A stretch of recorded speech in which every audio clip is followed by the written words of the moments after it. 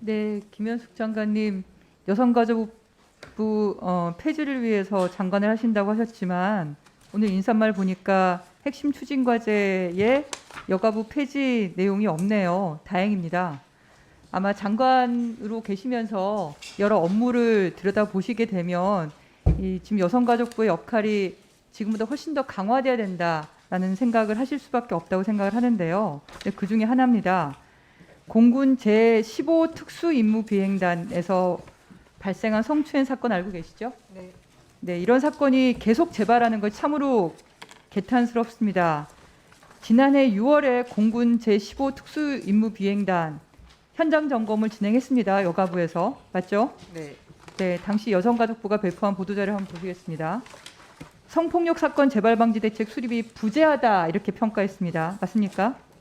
예. 네, 그리고 재발 방지 대책의 이행 사항 등을 점검해 나갈 계획이라고 했습니다. 네.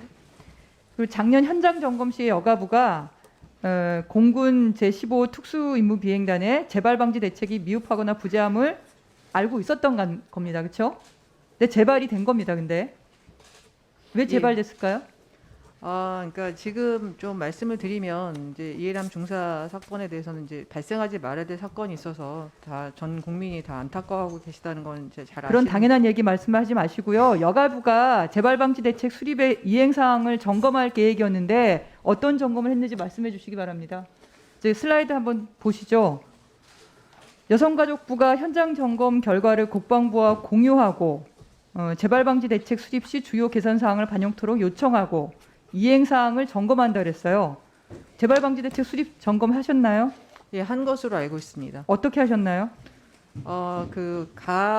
가해자와 피해자의 공간 분리 지침이 명확한지 여부, 2차 피해 방지를 위한 직급별. 근데 왜 저런 구체적인- 일이 자꾸 반복되고 있죠?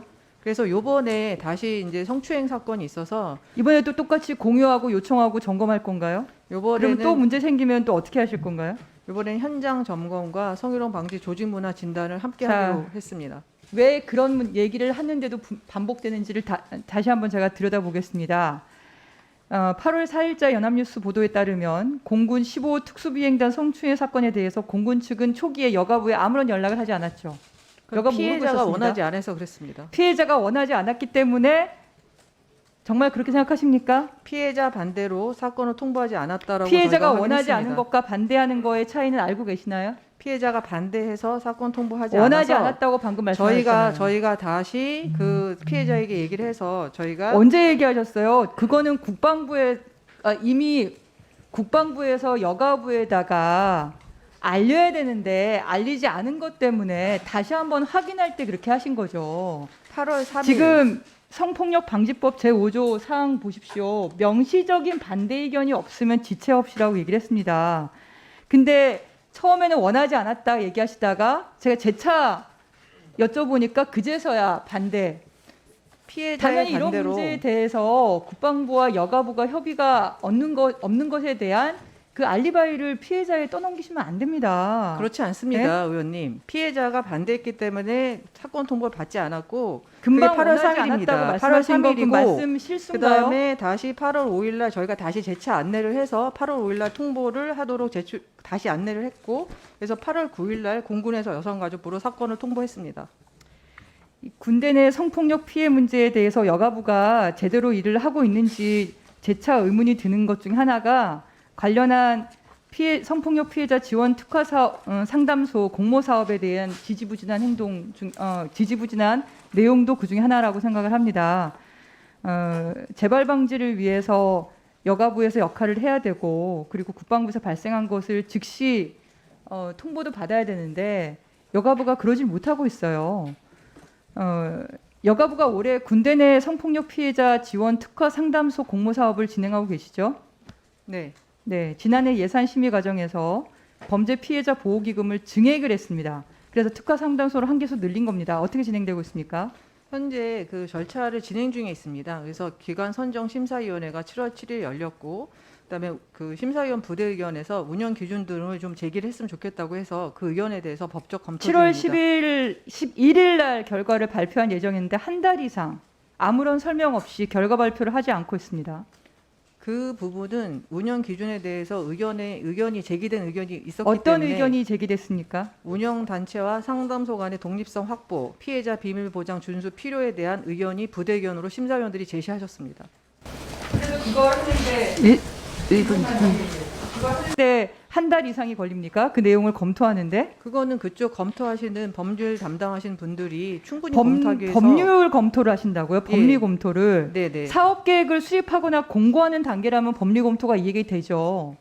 그런 사업 자체가 법적으로 맞는지. 근데 지금 그 사업을 다 공고를 해가지고 선정 심사위원회를 개최해서 면접 심사까지 거쳤는데 갑자기 법리 검토를 한다. 이게 얼마나 행정 업무를 제대로 진행을 안 하면 이런 일이 발생을 합니까? 아니 네? 심사위원회에서 그래서 공군 내에서의 성폭 사건이 이렇게 재발되는 거에 대해서 여가부가 제대로 대응도 못하면서 관련한 지원 특화 상담 소송 공모 사업에 대해서도 이제 와서 법리 검토를 한다. 이게 말이 됩니까? 저는 첫 번째 공군 제15부에서 발생한 9초밖에 안 남아서 제가 중사와 말씀을 드리면요. 잠깐 말씀드리고 나서 말씀하세요.